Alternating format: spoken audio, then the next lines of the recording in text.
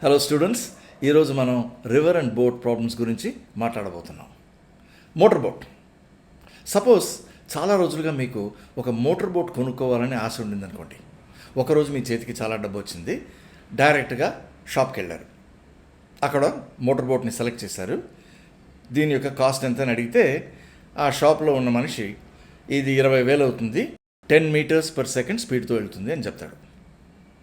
సరేనని ఆ మోటార్ బోట్ను కొనుక్కొని మీరు ఒక సరస్సుకి వెళ్ళి, లేక్ వెళ్ళి దాంట్లో మోటార్ బోట్ని పెట్టి స్టార్ట్ చేస్తారు. కదలదు. ఏమిట్రా ఇది, మనల్ని చీట్ చేశాడా అనుకుని ఆ బోట్ని మళ్ళీ తెచ్చి దుకాణానికి తెచ్చి, ఏంటయ్యా 20,000 తీసుకున్నావు కానీ మోటార్ బోట్ కదలదే అంటాడు. 10 meters per second వెళ్తుందని చెప్పావు, 0 meters per second వెళ్తుంది అని చెప్తే ఆ మనిషి నవ్వుతూ 10 meters per second వెళ్ళే నదిలో మీరు పెట్టారంటే 10 meters per second వెళ్తుంది అంటాడు. కోపం వచ్చిందా? కానీ అప్పుడు ఆ మనిషి మంచివాడే. అతను నవ్వుతూ, ఏమనుకోకండి, జోక్ చేస్తున్నాను, మీకు కావాల్సింది ఇంకో బోట్ నా దగ్గర ఉంది, మంచి బోట్ ఉంది, ఇది 12 meters per second స్పీడ్తో ఏ దిశలో పాయింట్ చేసినా ఆ దిశలో 12 meters per second సరస్సులో వెళ్తుంది అని చెప్తాడు క్లియర్గా. సరైన తీసుకెళ్ళి మీరు సరస్సులో టెస్ట్ చేస్తారు, బాగా నడుస్తుంది. ఏ దిశలో పాయింట్ చేసినా కూడా ఆ దిశలో 12 meters per second స్పీడ్తో వెళ్తుంది. So you are happy. ఇప్పుడు ఆ 12 meters per second స్పీడ్ చెప్పాను కదా, దానికి ఒక పేరుంది. That is the speed of the boat in still water.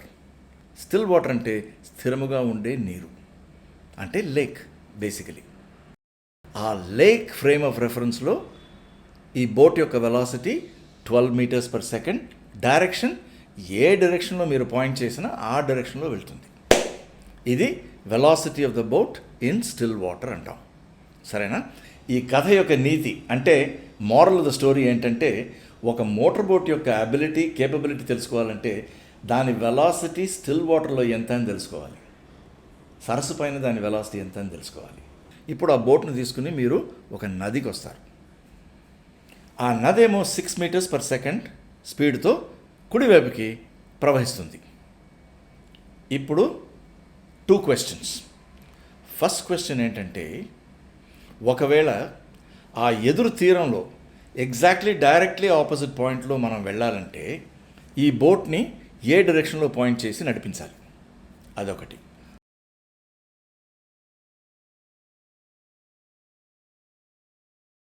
రెండో క్వశ్చన్ ఏంటంటే, ఒకవేళ ఈ బోట్ని నేను డైరెక్ట్గా పాయింట్ చేస్తే ఏ దిశలో వెళ్తుంది, ఎక్కడ పోయి చేరుతుంది.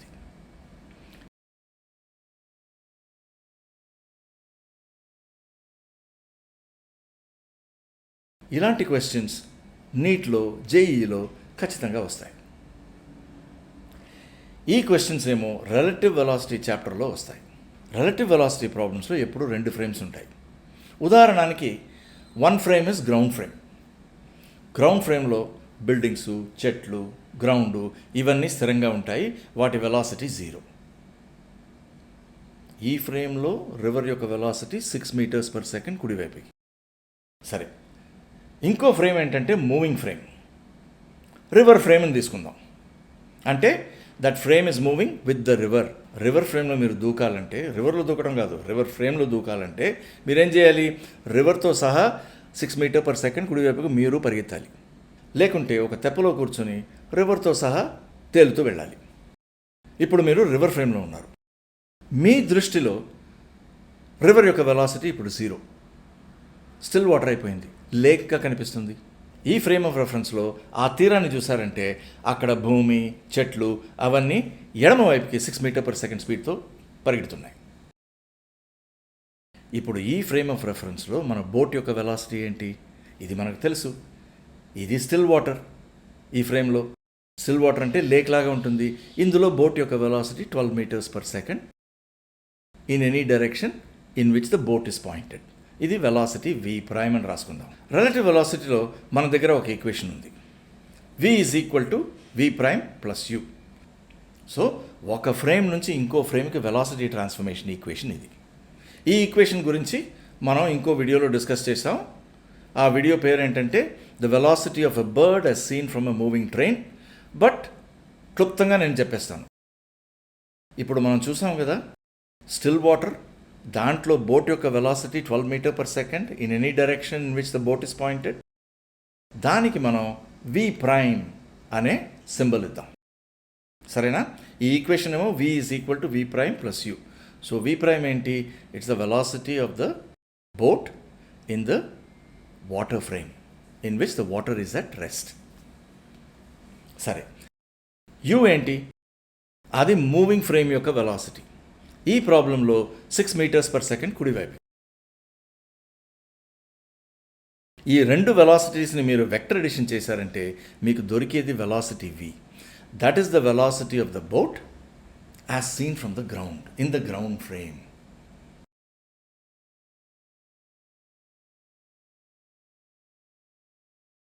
దీన్ని ఎలా యూజ్ చేసుకోవాలి? మొదటి ప్రాబ్లం చూద్దాం. ఫస్ట్ ప్రాబ్లం ఏంటంటే, సపోజింగ్ మనం డైరెక్ట్గా వెళ్ళాలి. ఈ తీరం నుంచి ఆ తీరానికి డైరెక్ట్గా వెళ్ళాలి. అయితే ఇందులో ఏ వెలాసిటీ ఆ డైరెక్షన్లో ఉంటుంది? Velocity with respect to ground v. So v ఆ డైరెక్షన్లో ఉండాలి. ఆ డైరెక్షన్లో మనం వెళ్ళాలంటే బోట్ని కొంచెం at an angle theta point చేసి నడపాలి. ఏ డైరెక్షన్లో మనం పాయింట్ చేస్తున్నామో ఆ డైరెక్షన్ వి ప్రైమ్. సో ఆ డైరెక్షన్లో మీరు ఒక వెక్టర్ని డ్రా చేయండి. దాని యొక్క లెంత్ 12 మీటర్స్ పర్ సెకండ్. దానితో వెక్టర్ ఎడిషన్ చేయండి. ఇంకో వెక్టర్ 6 మీటర్స్ పర్ సెకండ్ కుడివైపుకి. ఆ రిజల్ట్ ఏంటి? Vector sum should be pointing directly across. అది velocity v. V prime plus u is equal to v. Angle theta అని పెట్టుకుందాం. ఇది right angle triangle. Opposite side ఏంటి తీటాకి? 6 మీటర్స్ పర్ సెకండ్. హైపోటెన్యూస్ ఏంటి? 12 metres per second. So sine theta ఏంటి? 6/12 half. Therefore theta is 30 degrees. అయితే మనం ఏం చేయాలంటే మన బోట్ని 30 డిగ్రీ డైరెక్షన్లో పెట్టి కంటిన్యూస్గా అదే డైరెక్షన్లో పాయింట్ చేస్తూ ఫుల్ స్పీడ్గా నడపాలి. అప్పుడు ఆ బోట్ డైరెక్ట్గా వెళ్ళిపోయి ఆపోజిట్ బ్యాంక్లో డైరెక్ట్ పాయింట్లో పోయి చేరుతుంది. ఇదివరకు మనం చూసింది గ్రౌండ్ ఫ్రేమ్లో. జస్ట్ ఫర్ ఫన్ దీన్ని మనం రివర్ ఫ్రేమ్లో చూద్దాం. కానీ ఇంకొకసారి గ్రౌండ్ ఫ్రేమ్లో చూడండి. ఆ ఆపోజిట్ బ్యాంక్లో ఒక బ్లాక్ స్పాట్ ఉంది. బోట్ అక్కడికి వెళ్ళి చేరుతుంది. సరే, ఇప్పుడు మనం రివర్ ఫ్రేమ్లో చూస్తున్నాం. జ్ఞాపకం ఉంచుకోండి, రివర్ ఫ్రేమ్లో రివర్ కదలదు, లేక్ అయిపోతుంది. బోట్ని ఏ దిశలో పాయింట్ చేస్తే ఆ దిశలో వెళ్తుంది. ఈ రివర్ ఫ్రేమ్లో ఆ ఎదుటి తీరం లెఫ్ట్కి వెళ్తుంది. చూడండి, ఆ బ్లాక్ డాట్ వచ్చి బోట్తో కలుస్తుంది. మీరు ఏ ఫ్రేమ్లోనైనా చూడండి, same thing will happen. Boat ఏమో ఆ బ్లాక్ డాట్కి వెళ్ళి చేరుతుంది. ఇది problem number 1. Problem number 2, suppose బోట్ని మనం డైరెక్ట్గా పాయింట్ చేసామనుకోండి, ఎక్కడ పోయి చేరుతుంది? బోట్ని మనం డైరెక్ట్గా పాయింట్ చేస్తే 12 మీటర్ పర్ సెకండ్ ఆ వెక్టర్ ఈజ్ డైరెక్ట్లీ పాయింటెడ్. దానితో మీరు 6 మీటర్స్ పర్ సెకండ్ వెలాసిటీ కలిపితే మీకు దొరికే వెక్టర్ v.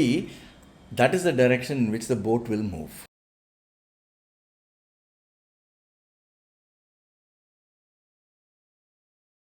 మళ్ళీ రైట్ యాంగిల్ ట్రయాంగిల్ దొరికింది, యాంగిల్ తీటా. కానీ ఈసారి ఆపోజిట్ సైడ్ 6, కానీ adjacent side is 12. So tan theta is half. So మీరు బోట్ని డైరెక్ట్గా పాయింట్ చేసి నడిపితే అది tan ఇన్వర్స్ హాఫ్ డైరెక్షన్లో వెళ్ళిపోతుంది.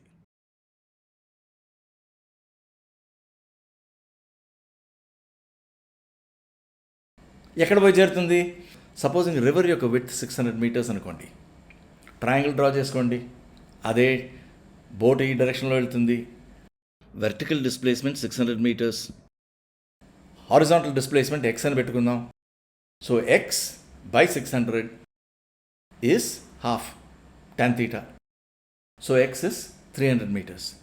సో మనం బోట్ని డైరెక్ట్గా పాయింట్ చేస్తే 300 మీటర్స్ డౌన్ స్ట్రీమ్ వెళ్ళి చేరుతాం. That's it. ఓకే స్టూడెంట్స్, మళ్ళీ నెక్స్ట్ వీడియోలో కలుద్దామా? Good bye.